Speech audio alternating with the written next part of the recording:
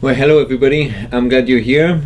Sorry that we have to do it this way, but due to the fact that the library has to go under some renovations, it was impossible for us to meet in person. There's nothing like meeting in person. I like to be with students and with their parents, but this time I think it was just the only way to make it work. So I hope you can standing in front of your computer for 15-20 minute max, and then get all the information you need about your kids' Latin 2 class for the 2017 and 2018 school year.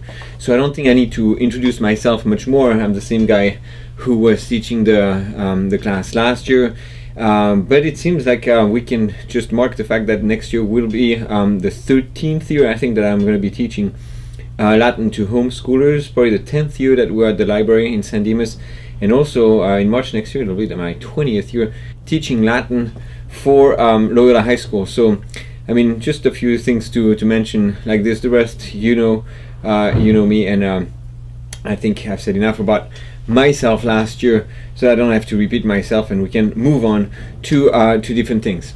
So I'm just very glad that you are tuned in, and I really emphasize the fact that I expect you guys to listen to this and watch this throughout the entire 20 minutes or so that then everything is clear. Your questions hopefully will be answered. The major important facts and pieces of information I need to communicate to you will be communicated through this, and then we will all be on the same page at the end of this recording. So hopefully I'll cover everything about the material that's needed for the class, the workload that I expect the students to carry, what every class meeting will be like, and grading and extra events and stuff like this, including payments, tuition, and insurance information. So all this is coming up, and let me start by emphasizing how much it is important for the students to make it at every single class meeting that are scheduled on the calendar that I will give to them on the first day of class. They will return home after the first class with the same kind of calendar they have received this year at the first day of class, on which I will put every single date of meetings for the Latin 2 classes.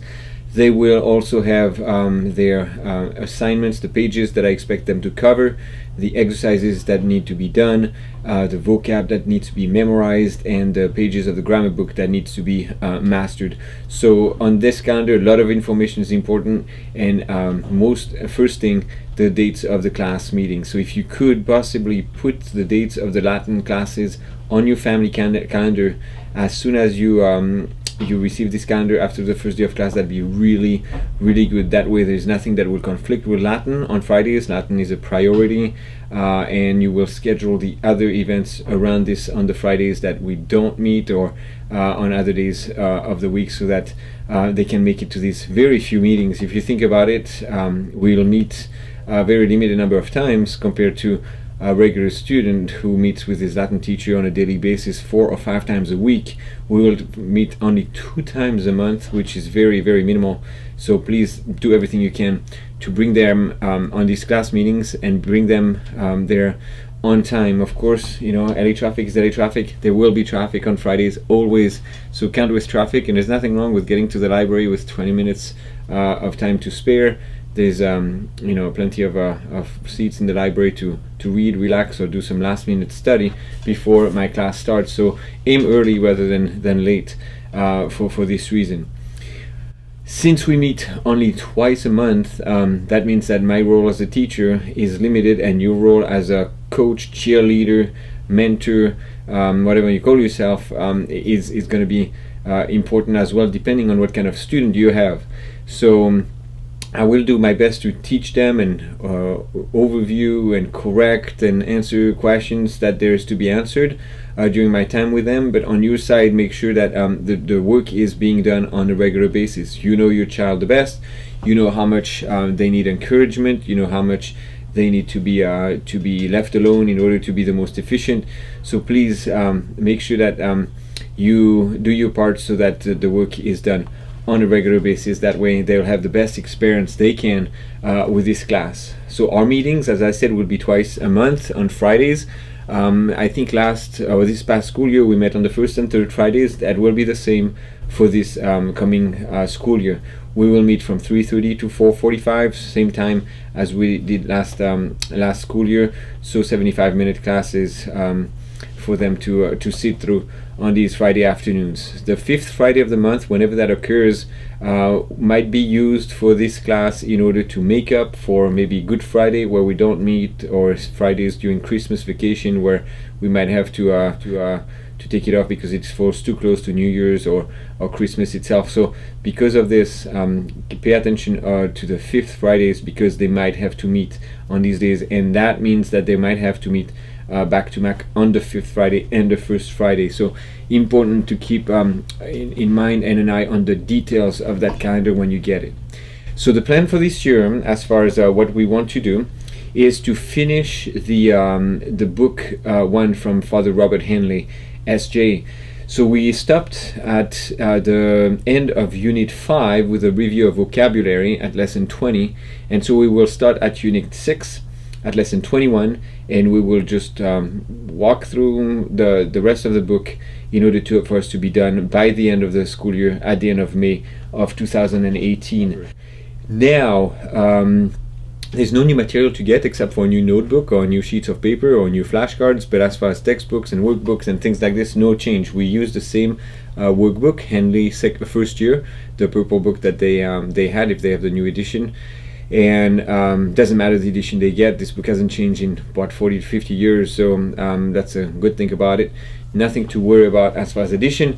And the grammar book, the blue book, that hasn't changed either. So any version they have of Henley Latin first year and its grammar companion is great for them to get. So nothing new as far as this is concerned.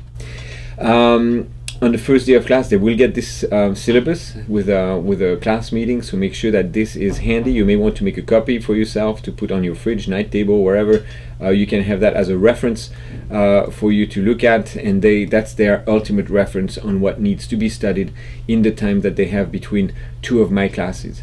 So important business right here on the first day of class for them to bring home. So ask them about it when they come back home, and then transfer these dates over to your own agenda or planner. So the way things work in class, same kind of thing as it worked out this year. I will get them on time, start at 3:30 with questions about whatever problems they've encountered in the past couple of weeks. So for example, some students might bring up some questions that come related to the charts or the paragraphs they had to study in the grammar books. I might answer that question. Some students bring questions that they have regarding some of the notes that they took in class and they were rereading at home, and somehow not everything was crystal clear, so I can clarify that kind of stuff.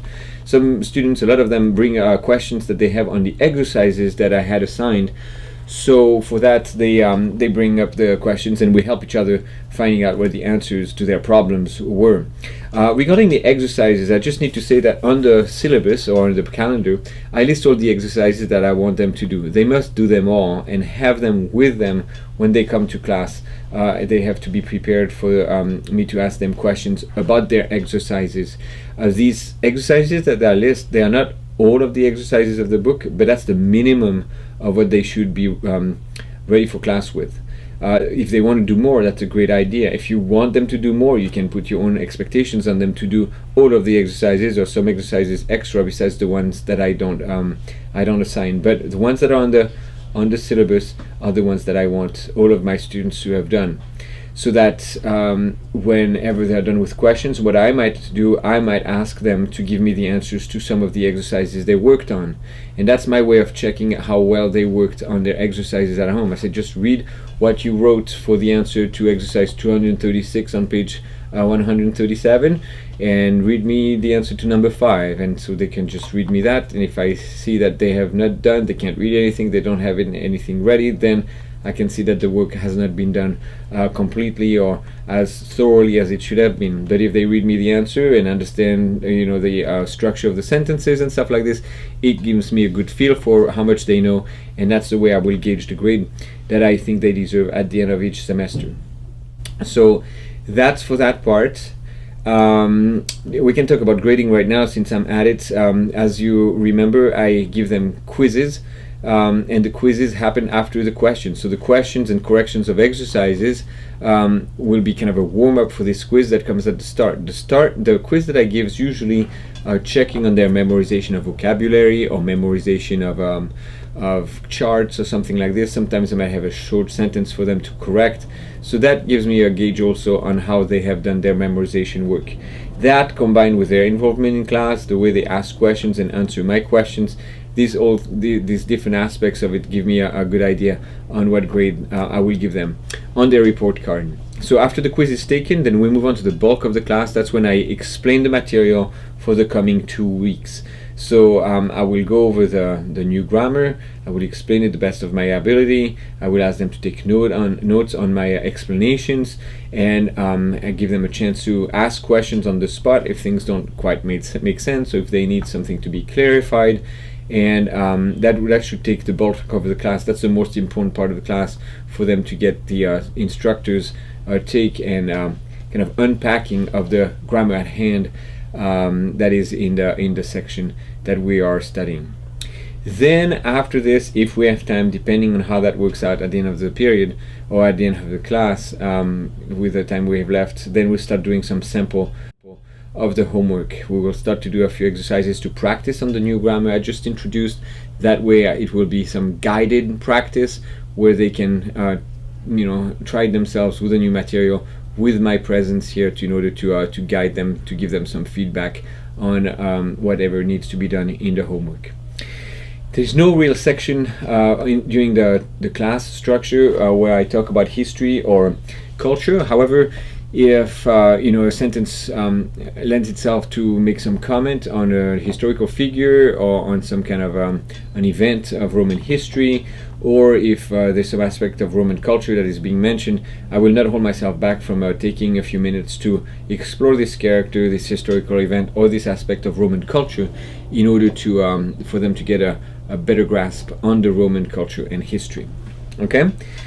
So how should they organize their 2 weeks when we are not together? Well, first, as I said last year, I expect them to do Latin every day. So after class on a Friday, go home and get some rest. I don't expect them to do any Latin on Friday, but on Saturday, on Sundays. However, from Monday through Friday, I expect them to have a solid 5-day week of Latin with 30 to 50 minutes of Latin on their daily basis. And these 30 to 50 minutes can be broken down into their memorization work of the conjugations and declensions, their memorization of Latin with their flashcards, or we're using Quizlet.com, and the written exercises as well. So it's a variety of exercises, a variety of work that needs to be done. So it's pretty varied, and they can just break down their 30 to 50 minutes in different sections, so that it should be pretty varied for them to not be overwhelmed or get tired of their work. But it has to be done on a 5-day basis. If not, the work accumulates and it gets frustrating, it gets overwhelming, and students fall behind and happen to be unhappy with Latin, and we don't want that to happen. So make Latin a primary subject. It belongs high up there with English, with math, with social studies, and so if this subject deserves a daily attention from your students, Latin deserves it too. Alright, let's talk about payments. So the payments, the way it's going to work this year, we're going to charge the same tuition as last year, $175 for the whole year. If you do the registration and we receive the registration form and you check by June 15th. After that, we will start charging $200 for the tuition.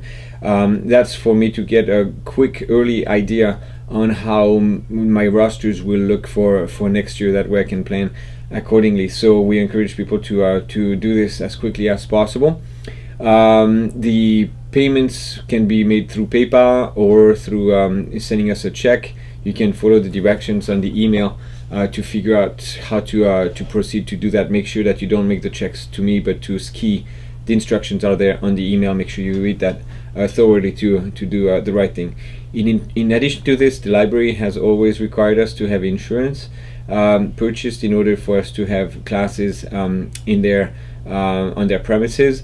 So the insurance in the past has been around $25 or so. There might be a slight change this year. We don't quite have the amount finalized by the time I'm recording this right now, but it shouldn't exceed $30. So that's for this, and we need that as a payment immediately. So if we could get a deposit of $25 towards tuition plus the $25 to $30 for insurance by the 15th, that'd be great. Just follow the directions in the email for this.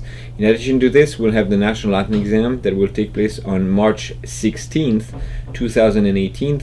For those students who would like to take the National Latin exam, most of them took it this year for Latin 1 this past year.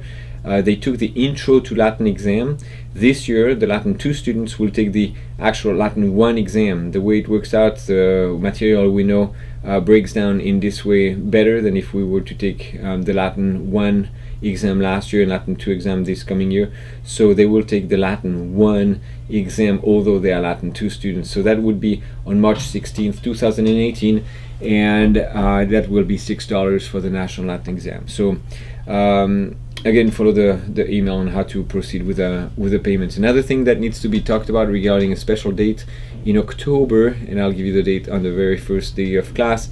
Loyola High School will be hosting the Southern California Scram, which is the nice conference for Latin experts, Latin fans, Latin nerds, and their teachers to get together in order to celebrate the Latin language, the culture, and so on. So we are hosting this on our campus.